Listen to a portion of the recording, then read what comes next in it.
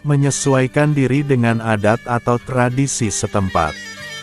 Setiap daerah, suku, negeri, dan kelompok masyarakat biasanya memiliki adat istiadat yang telah berjalan secara turun-temurun. Baik adat tersebut dalam bentuk pakaian, atau perilaku, atau ucapan, atau kegiatan, atau rumah, atau permainan, dan yang lainnya. Adat secara bahasa berasal dari kata al-aud atau al-muawadah yang artinya berulang-ulang. Adapun secara istilah, adat adalah sebuah ungkapan untuk apa-apa yang telah tetap di dalam jiwa, berupa perkara-perkara yang telah terjadi berulang-ulang, serta diterima di sisi tabiat yang lurus. Adat, hukum asalnya adalah boleh sampai ada dalil yang mengharamkannya. Suatu adat, sepanjang tidak termasuk dalam perkara yang dilarang oleh syariat, maka merupakan perkara yang selayaknya untuk dijaga dan dilestarikan. Jangan sampai menyelisihi adat setempat, lebih-lebih mengubahnya. Karena biasanya, hal itu akan menjadi sebab terjadinya kegaduhan, pertikaian, dan fitnah di tengah masyarakat.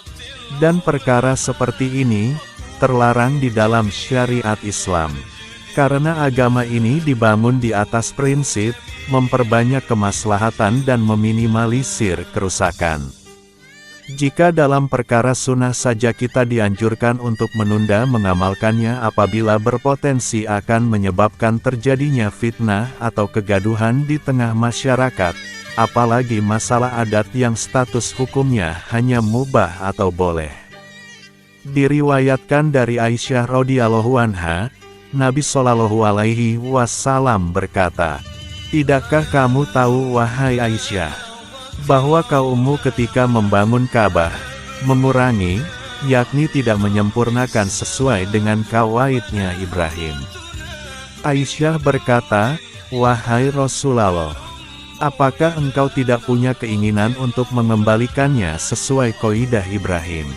Beliau menjawab, "Seandainya kaummu tidak baru saja lepas dari kekafiran, sungguh aku akan melakukannya." Hadis riwayat Bukhari dan Muslim. Imam Ibnu Mufli Al-Hambali rahimahullah berkata, Ibnu Aqil berkata di dalam Al-Funun, tidak seyogyanya untuk keluar dari berbagai adat manusia, kecuali dalam perkara yang haram. Rasulullah Shallallahu alaihi wasallam meninggalkan, yakni tidak berbuat untuk mengembalikan Ka'bah kepada bentuknya yang sesuai dengan yang dibangun Nabi Ibrahim, seraya berkata, "Kalau bukan karena kaummu baru saja meninggalkan kejahiliyahan, sungguh aku akan melakukannya." Al-Adabus Sariyah, Juz 2 halaman 43.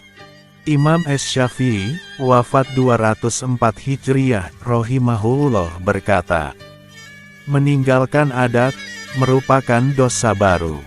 Manaqib Asy-Syafi'i, Juz 2 halaman 213, karya Imam Al-Baihaqi. Umar bin Al-Khattab radhiyallahu anhu memilih meninggalkan menulis ayat rajam, karena khawatir manusia di zaman itu akan menuduhnya menambah Al-Quran. Imam Ahmad pernah mengamalkan sholat 2 rakaat qobliyah maghrib, sebagaimana dijelaskan dalam Al-Fusul. Lalu beliau meninggalkannya setelah itu, karena manusia kala itu tidak mengerti masalah ini sehingga mereka mengingkarinya. Dan masih banyak contoh-contoh yang lainnya. Adapun jika suatu adat jelas-jelas bertentangan dengan syariat, maka tidak boleh untuk kita ikuti. Oleh karena itu, hendaknya kita berusaha menyelaraskan diri dengan adat atau tradisi di daerah kita tinggal, selama ia tidak ada pelanggaran terhadap syariat. Baik dalam hal berpakaian, amaliyah, dan yang lainnya. Termasuk dalam hal ini adalah berbagai masalah yang hukumnya masih diperselisihkan ulama, khilafiyah. Menyesuaikan diri dengan adat setempat adalah merupakan perkara yang dituntut di dalam syariat kita. Intinya, jangan ngane-anehi, suka tampil beda. Demikian, semoga bermanfaat bagi kita sekalian. Walhamdulillahirobbilalamin.